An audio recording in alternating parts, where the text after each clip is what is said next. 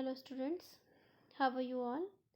Today we are going to start from the book Vistas, chapter 5, Should Wizard Hit Mommy?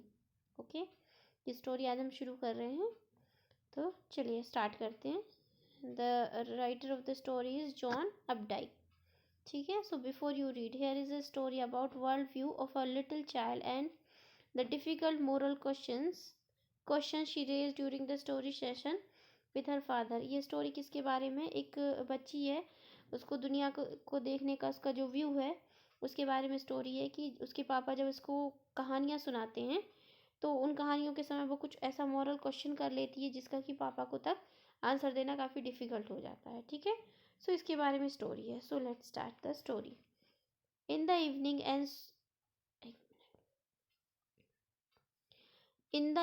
And for Saturday naps like today's, Jack told his daughter Jo a story out of his head. तो शाम में और Saturday को दोपहर में, naps का मतलब होता है शॉर्ट ड्यूरेशन ऑफ स्लीप, छोटी सी देर के लिए सोना. ठीक है, झपकी लेना है ना. सो हर शाम को और सैटरडे की दोपहर नैप्स में, है ना. लाइक टुडेज, जैसे आज है सैटरडे, है ना. Jack told his daughter, Jack जो है, जैक हमारा फर्स्ट कैरेक्टर है, वो अपनी बेटी को, किस बेटी को? जो हमारा सेकंड कैरेक्टर है, जो उसकी डॉटर है, उसको रोज कहानियाँ सुनाता है. तो this custom began when she was 2. ये तब से शुरू हुआ जब वो 2 की थी. Was it self now nearly 2 years old and his head felt empty. तो वो अपने मन से कहानियाँ बना के सुनाता था. तो अब लगभग 2 साल और हो चुके हैं उस बात को, तो अब उसकी दिमाग में क्या है, कहानियाँ आती नहीं है. मतलब जब से मन से सुनाते रहते अब आता नहीं है कुछ नया. Each new story was a slight variation of a basic tale. तो उसकी बेसिक टेल जो है ये हमें यहाँ दी गई है, तो बस इसी से थोड़ा बहुत बदल बदल के वो कहानी सुना देता है हर बार. ठीक है, कौन? जैक. ठीक है, सो उसकी बेसिक स्टोरी क्या है? A small creature usually named Roger fish. ठीक है, उसका एक कहानी का छोटा सा कैरेक्टर, पहला कैरेक्टर है रॉजर, जो कि फिश है. कभी फिश होती है, कभी स्क्वेरल हो जाती है, कभी चिपमंक्स हो जाती है. ठीक है, तो बदलता रहता है रॉजर, लेकिन कैरेक्टर का नाम रॉजर ही रहता है, वो एनिमल बदलता रहता है. Had some problems and went with it to the wise old owl. उसको हमेशा कुछ ना कुछ प्रॉब्लम्स होती रहती हैं और वो हमेशा प्रॉब्लम सॉल्व कराने के लिए किसके पास जाता है? वाइस ओल्ड आउल के पास जाता है. The owl told him to go to wizard. Owl उसको विजार्ड के पास भेजता है. And the wizard performed magic spell that solve the problem. कोई एक मैजिक स्पेल करता है विजार्ड और प्रॉब्लम जो है वो सॉल्व हो जाती है. मतलब कि जादूगर जो कुछ है अपना जादू का मंत्र वंत्र पढ़ता है, प्रॉब्लम सॉल्व हो जाती है. Demanding in payment a number of pennies greater than the number the Roger creature head. और हमेशा ही वो उससे ज़्यादा पैसे मांगता है जितना रॉजर रखे होता है, उससे ज़्यादा पेनीज वो उसके बदले में मांगा करता है, हेल्प के बदले. But in the same breath directing the animal to a place where the extra pennies could be found. और साथ में ये भी बताते हैं, मतलब कि वो एक्स्ट्रा पेनीज कैसे मिलेंगी, कैसे आप पा सकते हैं, ये भी बताते हैं. So then Roger was so happy he played many games with other creatures. तो फिर वो बाद में बड़ा खुश हो जाता है और फिर दूसरे क्रिएचर्स के साथ में खेलने लग जाता है. ओके, तो वो जो विजार्ड है वो उसको पैसे लाने के लिए भी बताता है कहाँ से ले आना है. और उसके बाद में रॉजर जो है वो खुशी खुशी अपनी एक मिनट, थोड़ा डिस्टर्ब हो गया, हम कहाँ थे? हाँ, यहाँ पर थे हम. सो ये जो वो है प्लेस बताता है जहाँ से एक्स्ट्रा पेनीज मिल जाएंगी, रॉजर ले आता है, उसे दे देता है, फिर वो हैप्पीली कई सारे गेम्स अपनी फ्रेंड्स के साथ, दूसरे जो क्रिएचर्स हैं उनके साथ खेलता है. फिर इसके बाद में and went home to his mother just in time to hear the train whistle. और ट्रेन की विसल सुन के अपनी माँ के पास पहुँच जाता है. That brought his daddy home from Boston. जो कि उसकी जिससे उस ट्रेन से उसके पापा डैडी रॉजर के जो स्टोरी में है बॉस्टन वापस आते हैं. ठीक है, सो जैक डिस्क्राइब दिस देयर सपर. इसके बाद जैक जो स्टोरी जो फादर है वो अपना डिनर जो बनाया है वो बताता है और स्टोरी जो है ख़त्म हो जाती है. Working his way through this scheme was specially fitting on Saturday, है ना. ओके, सो वो ये जो स्टोरी सुनाने वाला ये जो रोज का एक सीक्वेंस था, सैटरडेज को बहुत थका हो जाता है. बिकॉज जो never fail sleep in naps, क्योंकि एनीमोर, क्योंकि जो है अब थोड़ी बड़ी हो गई है और अब वो कभी और सोना नहीं चाहती, मतलब नैप्स नहीं लेना चाहती, ठीक है। And knowing this made the right seem fertile, और ये जानने के बाद जैक को उसको सुलाने की जो कोशिश है स्टोरी सुनाने की, वो यूजलेस और बेकार लगने लगी है, ठीक है। तो इसलिए वो और थक जाता है। The little girl, not so little any more, the bums her feet made under the covers were halfway down the bed, their big double bed, that they let her be in for naps and when she was sick. तो कह रहे हैं कि वो जो छोटी सी बच्ची है, जो कि अब छोटी नहीं रही, बड़ी हो गई है, उसके जो क्या है, अब वो जब वो उसके डबल बेड पे सोती है, जो पहले उसके लिए बड़ा था, उससे उसके पैर थोड़े बाहर निकलने लगे हैं, और जब वो नैप लेने के लिए उस पर सोती है, तो वो बेड जो है वो लोग ज़्यादा यूज़ नहीं करते, बस तब यूज़ करते जब उसे नैप लेनी होती है बच्ची को, या फिर जब वो सिक होती है तब वो उस बेड पे उसे सुलाते हैं। तो the little girl had at last arranged herself at and from the way her fat face deep in the pillow shone in sunlight shifting through the dawn shades, it did not seem fantastic that some magic would occur. She would take her nap like an infant of 2.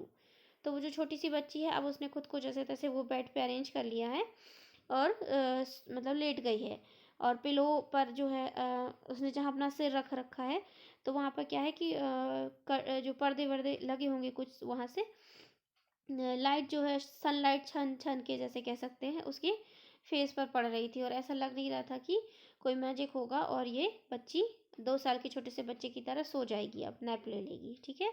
मतलब वो सोने वाली नहीं है, पापा को ऐसे लग रहा था उसके। Her brother Bobby was too and already asleep with his bottle. Jack asked, who shall the story Jack, यहाँ तक बॉटल तक। तो उसका जो छोटा भाई था बॉबी, जो कि अभी 2 इयर्स का था, वो ऑलरेडी बॉटल लेके मतलब मिल्क वगैरह पी के और सो चुका है ना। फिर जैक अब पूछता है, who shell the story be about today, तो बोलता है कि आज किसके बारे में स्टोरी होगी। रॉजर, जो squeezed her eyes shut and smiled to be thinking she was to be thinking she was thinking। तो वो रॉजर नाम फट से बोलती है, उसकी आईज जो है वो बंद करती है, स्माइल करती है, और मतलब सोचने लगती है। हर आइज ओपन, खोलती है। Her mother's blue skunk she formally, वो बोलती है।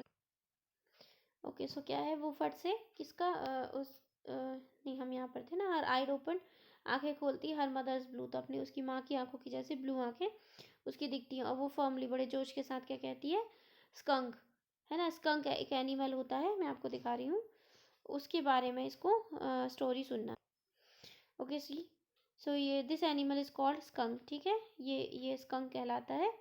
इसके बारे में जो है वो स्टोरी सुनना चाहती है। इस एनिमल की एक स्पेशलिटी होती है कि जब इस पर कोई अटैक करने वाला होता है, कोई एनिमी इसको अपने आसपास दिखता है, तो ये एक बहुत ही गंदी स्मेल वाली पॉइजनस स्मेल छोड़ता है ना, जिसकी वजह से एनिमी उस पर अटैक नहीं कर पाते और वहाँ से मतलब उन्हें भागना पड़ता है, ठीक है। सो ये एनिमल हो गया स्कंक, ठीक है। चलिए स्टोरी पर चलते। ओके, सो स्कंक का नाम जैसे ही लेती है, a new animal, they must talk about the skunk at the nursery school. तो नया एनिमल आ गया, ज़रूर इन्होंने नर्सरी स्कूल जो बच्ची जाती है वहाँ पर इसने इसका नाम सुना होगा। Having a fresh hero momentarily stirred Jack to creative enthusiasm. तो बड़े जोश के साथ में एक नए एनिमल की एंट्री हो गई उसकी स्टोरीज के उसमें, और अब बोलता है वो आगे, ऑल राइट ही सेड, वो कहता है ठीक है। शुरू करता है story. Once upon a time in deep dark woods there was a tiny little creature by the name of Roger skunk and he smelled very bad. तो बोलता है कि बहुत समय, वही पहले एक बार की बात है, एक घने जंगल में एक छोटा सा क्रिएचर रहता था जिसका नाम था रॉजर स्कंक, है ना, और वो बहुत बुरी स्मेल करता था। यस, जो सेड, तो जो जल्दी से क्या बोलती, yes. He smelled so bad that none of the other little woodland creatures would play with him. जो looked at him solemnly। तो वो कहती है कि वो कहता है रॉजर कि वो बहुत बुरी स्मेल करता था, कि इसकी वजह से कि वुडलैंड के जंगल के जो और एनिमल्स थे, क्रिएचर्स थे, उसके साथ नहीं खेलते थे। तो जो उसकी तरफ देखने लगती है, she hadn't foreseen this. Whenever he would go out to play, Jack continued with zest, remembering certain humiliations of his own childhood. All of the other tiny animals would cry, oh, here comes Roger, stinky skunk, and they would run away. The Roger skunk would stand there all alone, and two little round tears would fall from his eyes. The corners of Joe's mouth dropped down, and her lower lips bent towards as he traced with a forefinger along the side of her nose and the course of none of Rogers sunk tears. ठीक है, तो यहाँ पर जैसे उसको जो हमारे Jack है स्टोरी सुनाता है कि वो बुरी स्मेल करता था और उसके साथ में कोई भी जंगल का जो एनिमल था वो खेलना नहीं चाहता था। ठीक है, ओके। सो जब वो यहाँ पर स्टोरी सुनाते हैं तो वो ये पूरा मैं आपको एक साथ बता रही हूँ। तो वो बताते हैं कि जैक बताते हैं कि जो रॉजर स्कंक है तो जब वो खेलने जाता है तो वो हमेशा ही अकेला रह जाता है। क्यों? क्योंकि जब भी वो बाहर खेलने जाता है तो सारे उसको बच्चे जो बच्चे नहीं एक्चुअली क्रिएचर्स हैं जो एनिमल हैं जंगल के सब उसको छोड़ के वहाँ से भाग जाते हैं। तो ये बताते हुए क्या है कि जैक को जो है खुद की बात याद आ जाती है कि जब वो खुद भी बचपन में छोटे थे तो उनको भी इस तरीके की ह्यूमिलेशन मतलब चिढ़ाना परेशान करना किया करते थे उनके जो नेबर्स होंगे जिनके साथ वो खेला करते थे वो लोग। तो जैक को अपनी बात याद आ जाती है। ठीक है, फिर इसके बाद में वो आगे कहते हैं कि सारे एनिमल्स उसको चिढ़ाते थे किसको? रॉजर स्टिंकी स्कंक माने बदबूदार रॉजर स्कंक ऐसे उसको चिढ़ाते थे और सब भाग जाते थे वहाँ से। और इसके बाद में वो रॉजर क्या है अकेला रह जाता था और उसकी आंखों से दो बूंद ड्रॉप्स टपक जाते थे मतलब उसको आंसू आ जाते थे।